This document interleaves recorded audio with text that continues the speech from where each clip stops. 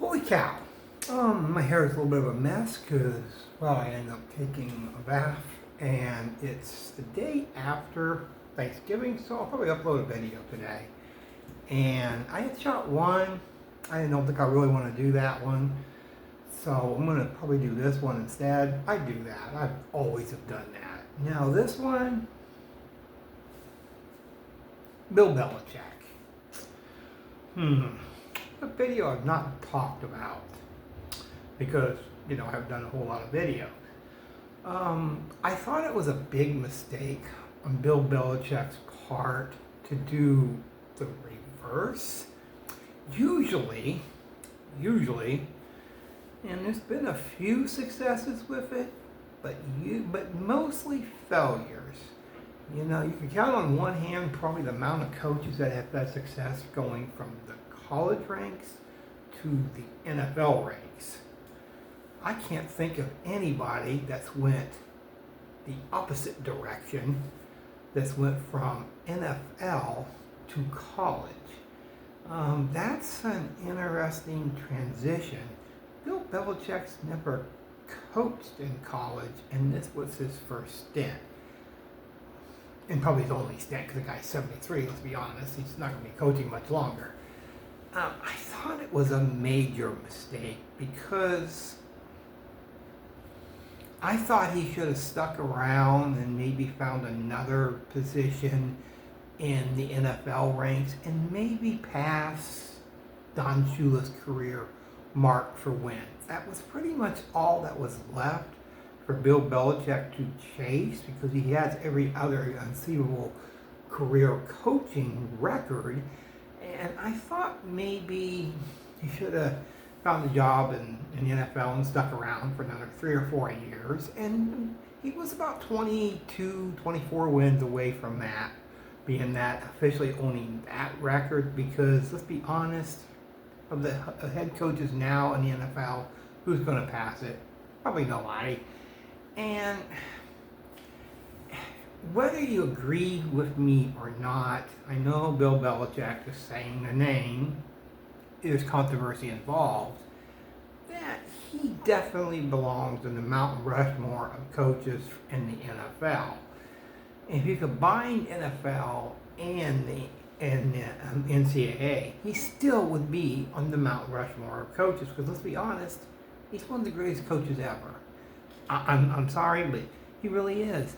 You'd have to put him in the top 3 of NFL coaches of all time. And if you combine the two between the NFL and NCAA, he'd still be in the top 4 or 5. There's no question about it. Now, I raise a question here. What? Yeah. Has this, that's a good question, just a cow. Has this tarnished his legacy?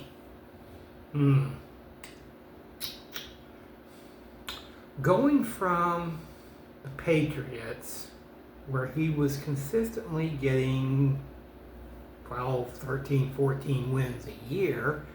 I know after Brady he didn't do that, but be that as it may, he was, consistently, getting 12, 13, 14 wins a year. And as a reason, he's one of the greatest coaches of all time because of all the Super Bowl championships he has. And I thought it was an interesting choice to go from NFL to the NCAA. I mean, that's an interesting choice of itself. I think money played a huge part in it. Trust me on that. It always plays a major part. And I think accepting the head coaching job at North Carolina on a program that's North Carolina is no more for their basketball program than their football program. I almost forgot they even had a football program. That's like Duke. I forgot they even had a football program because their school's known more for the basketball more than the football. And I just didn't see Bill Belichick succeeding at North Carolina because it's the whole different area going from the NFL to the NCAA, it's even harder to do it from the NCAA to go to the NFL. The speed's totally different.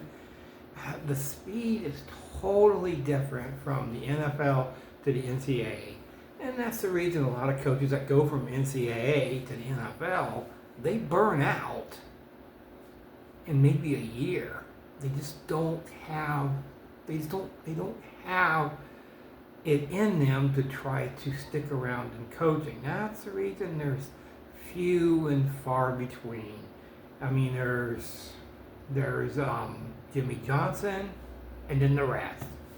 I mean, there's Pete Carroll. He succeeded at it, but Pete Carroll had one stint in college, went to the NFL and failed, went back to college, and where he was more successful at USC, minding the controversies, and then he went to the Seattle Seahawks, where he was a major success.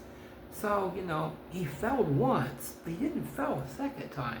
So, there's few and far between that can make that transition from the college ranks to the pro ranks. I'm telling you, I'm racking my brain, and I can't think of anybody that's went from the NFL ranks. Okay, I got one. I happen to think of one. What?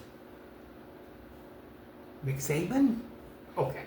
All right, Nick Saban was in college, LSU, went to try to coach at Miami, failed miserably, didn't even last a year. Then he went to the pro ranks and succeeded. Anyway, yeah, okay, that doesn't count. You can't count that. I can't think of anybody that's did the vice versa of this. I can't think of anybody that's did the reverse of this. Maybe I should have researched it, but I can't think of anybody. I really, really can't. Unless you could think of somebody, because I can't. I'm not talking about going from college to the pros. Totally different. No, I'm talking about doing the vice versa of it. Going from the NFL to college. Why did Bill Belichek do this? That is a good question. Can't say midlife crisis. He's 73. He signed a five-year deal with North Carolina on something that's probably going to fail as it is. How is he going to recruit people to come to North Carolina? Yeah, that's not going to be an easy task. They're 4-7, one game to go, no bowl game, because they've been pretty much eliminated from that, no question about it. They're 4-7, so in his first season, he's going to be either 5-7 or 4-8. That's not a good first impression to make. It's really, really not. Has it tarnished his legacy? What do you think, Mr. Cow? No? I tend to agree. I don't think it's really tarnished his legacy. Because when people say Bill Belichick, they're going to go Patriots dynasty. There's going to be an asterisk on North Carolina, no matter what he does there. I don't think it's really going to tarnish his legacy, because they're not going to remember his failed coaching record in college. They're not going to remember it. Because quite frankly, they're going to remember what he did at New England Patriots. Heck, they might even remember what he did for the Browns. You can believe it. Bill Belichick coached the Browns. Yeah, I know. And I don't see him succeeding in college at all. I didn't see it when he first took the job. I thought it was an April Fool's joke when I first heard this. I was like, why is he going to the college ranks when they ain't going to count the wins from the wins he has in college? They're not going to count those wins for the NFL career wins.